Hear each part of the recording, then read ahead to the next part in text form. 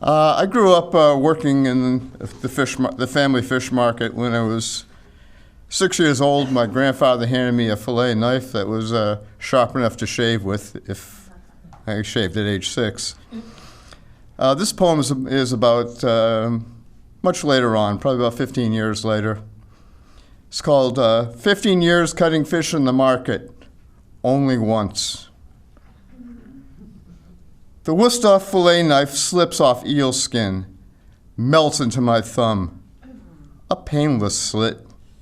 I slide the blade out, see the white of bone, stare at the eel on my butcher back, a greasy gray garden hose leaking oil. No nana Nino, I always put up her fish, peers through the glass case, taps on a pane as my thumb begins to bleed. I yank it away from Nonina's eel. She calls, "Capo una mani, accidente," to Wimpy. Maine fisherman, counter kingpin.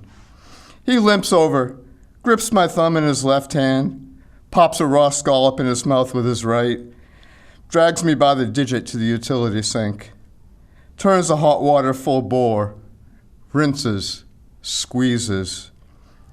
Blood trawls down my hand onto my arm.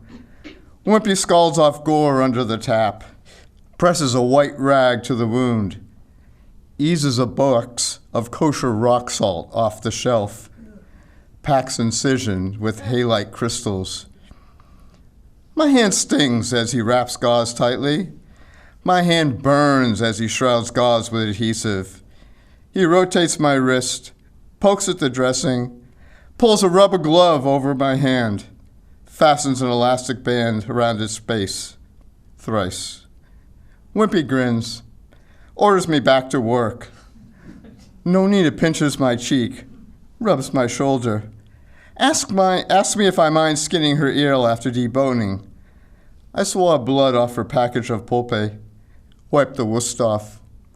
It will be my pleasure.